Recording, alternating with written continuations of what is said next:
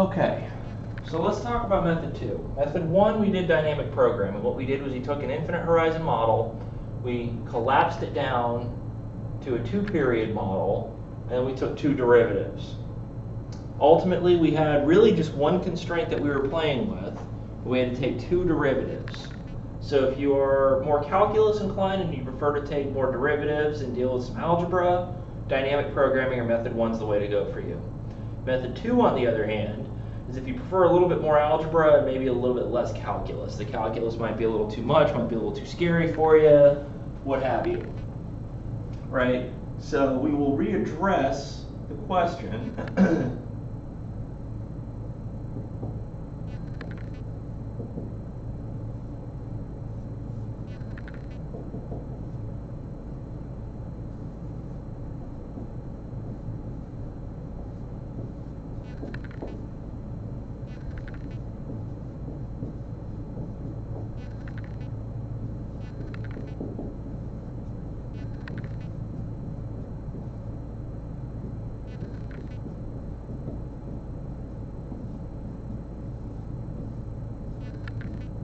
like this.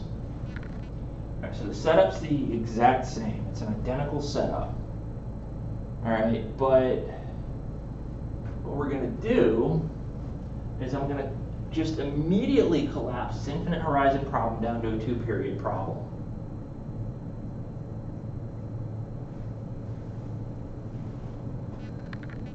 So this guy is going to collapse down to a 2-period problem.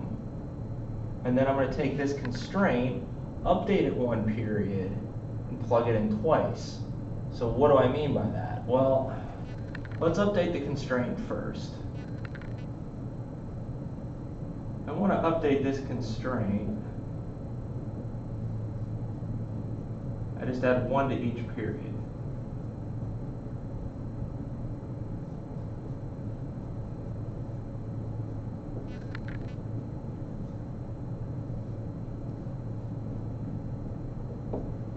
Get that.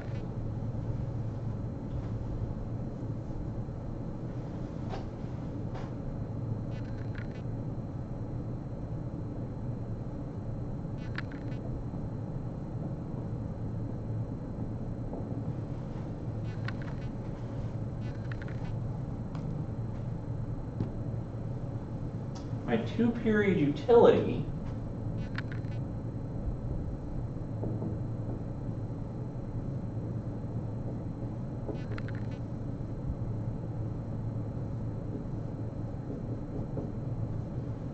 the log of CT plus beta times the log of CT plus 1.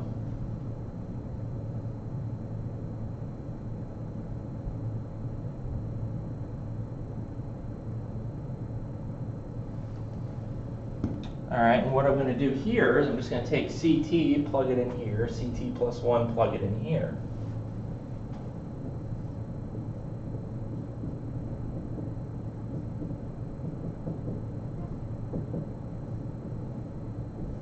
So for my first period, I take my first constraint, AT KT to the alpha minus KT plus 1 plus 1 minus delta KT.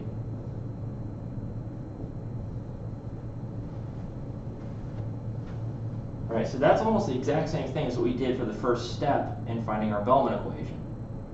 Now what we're going to do is for our second period, I'm going to have beta times the log of the second constraint. What's my second constraint? Well, my second constraint is AT plus 1, KT plus 1 to the alpha. So write that in there.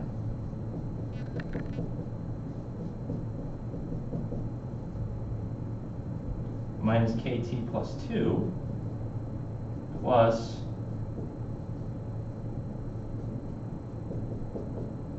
one minus delta KT plus 1. And that's what I get. So like I said before, it's a little bit more tedious in terms of the algebra, but if you'd only prefer to take one derivative, This method will get you the exact same answer that dynamic programming will. It's just instead of taking two derivatives and dealing with one constraint, you've got two constraints and you're doing one derivative. So let's get my first order condition for this.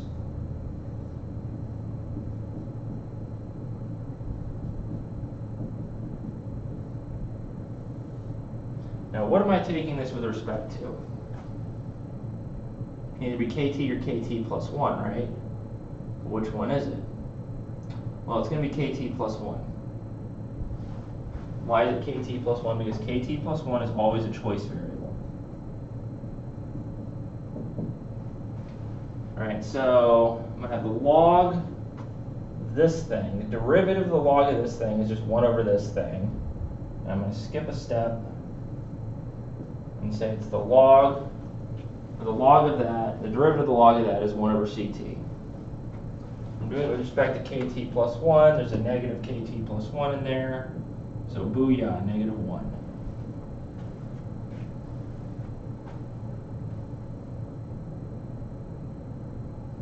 Alright, now it's plus beta times 1 over ct plus 1, right?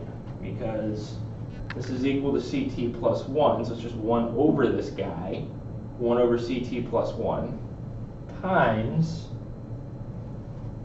the derivative of the inside of that thing with respect to kt plus 1. What is that? What does that give me?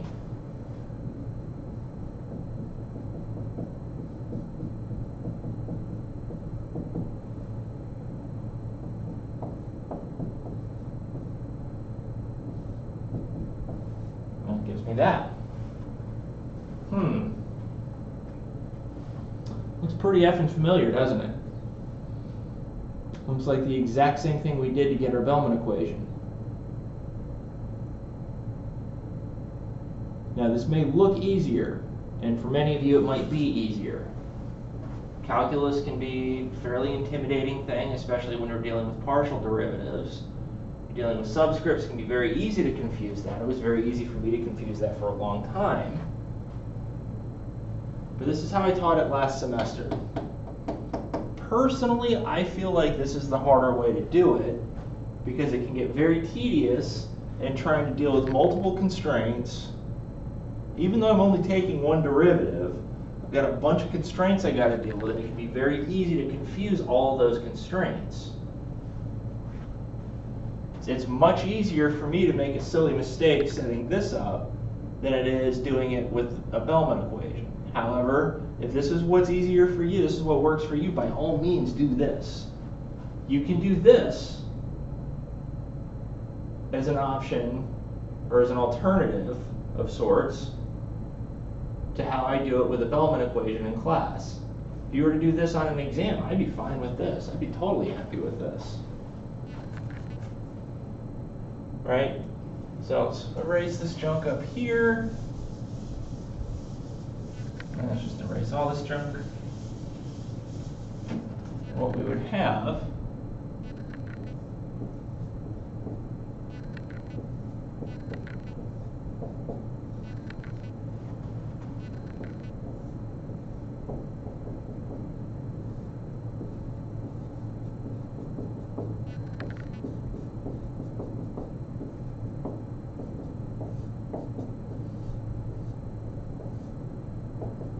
this,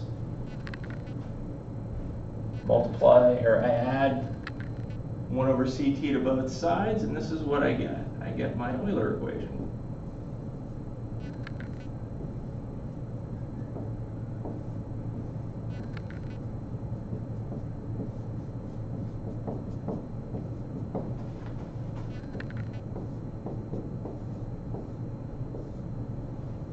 I get that.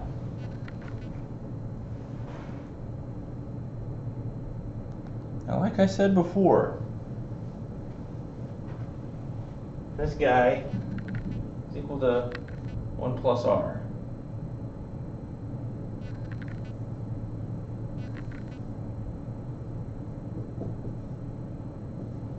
So what I get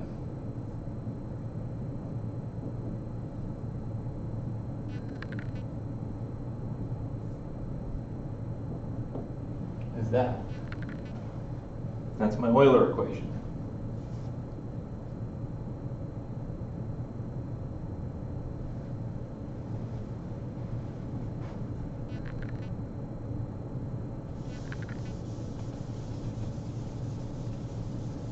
All right, so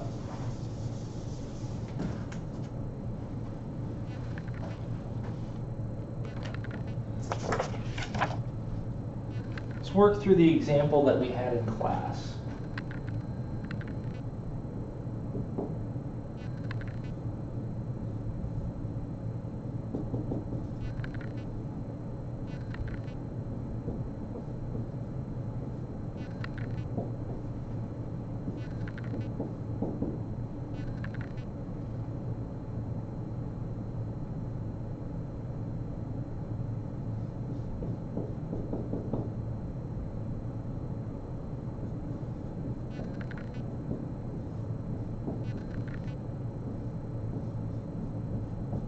Which is this.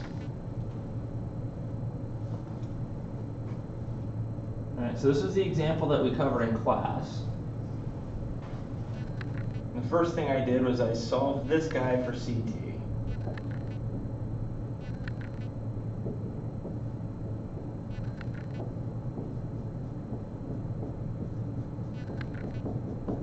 Giving me that right there. Now for the Bellman equation,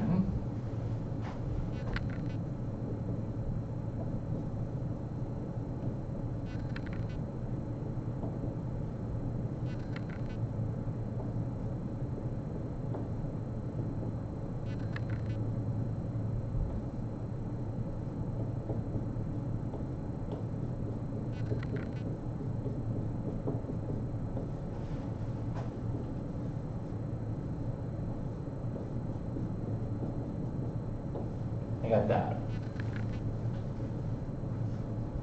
That was my Bellman equation. Now what I did to get my first order conditions for this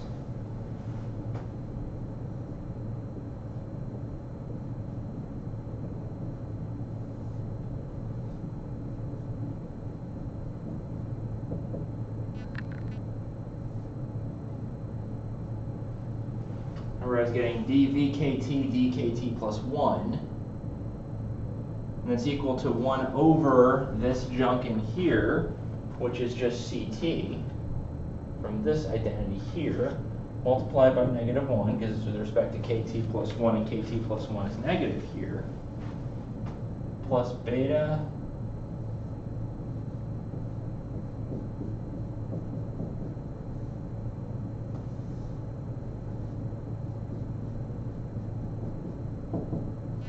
times dAV KT plus 1, dKT plus 1 equal to 0.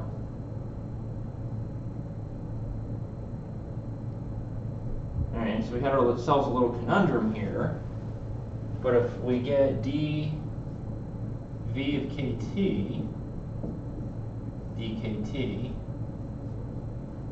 I start with this equation right here. I go back to my Bellman equation, and I take the derivative with respect to KT.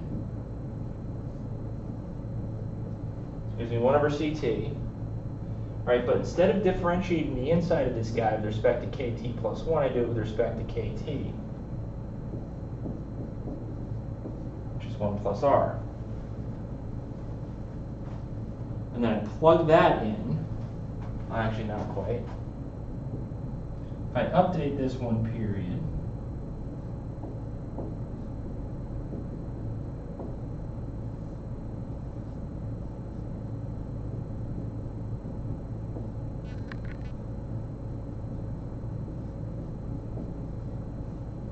get this, 1 over CT plus 1 times 1 plus R.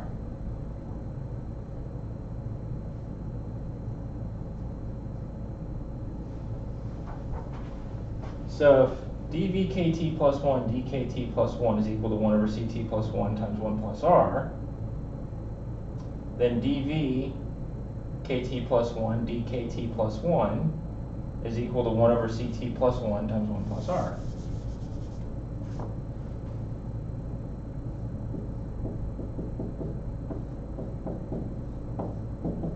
Equal to 0. So I just substituted that thing in for that partial derivative with respect to kt plus 1. Gives me that. Right, which then tells me if I add 1 over ct to both sides,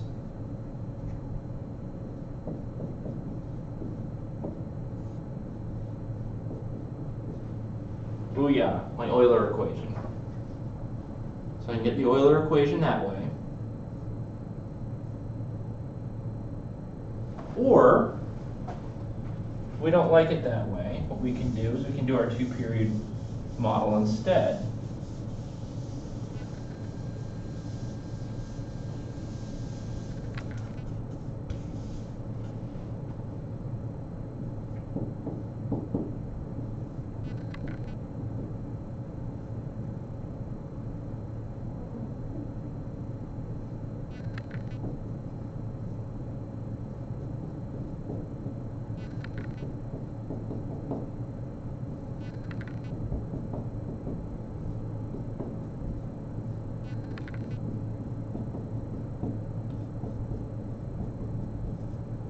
I get this, right? So what I did is I took my first constraint and I updated it by one period.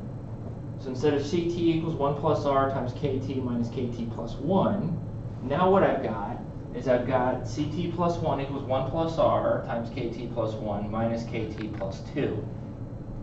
And I put this into a two-period model.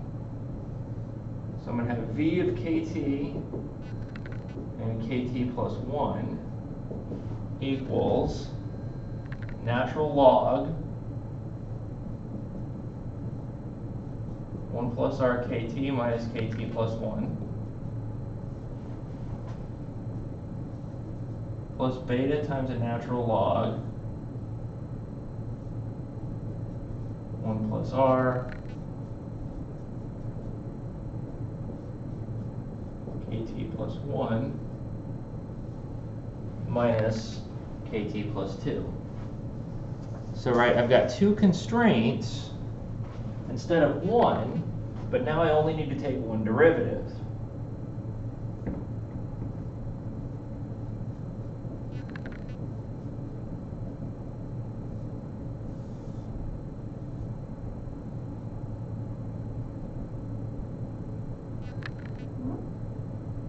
All right, so I get 1 over ct, because remember 1 over this thing is equal to 1 over ct, and I multiply that by -1 because it's this derivative with respect to kt plus 1. Guy gets multiplied by -1.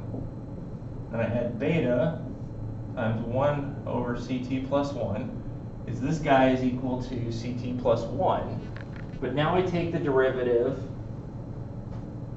of the inside of that guy with respect to kt plus 1. And what that gives me is 1 plus r. That's equal to 0.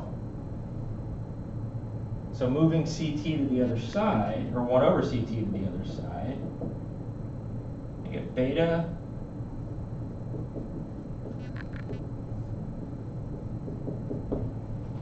times 1 plus r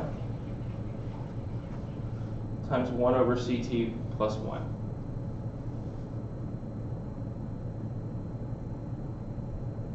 And that's my Euler equation. So try it both ways. I'll be putting up a homework soon that's going to have you set it up and solve it through the Bellman equation, and I'm going to have you also set it up and solve it through a two-period model.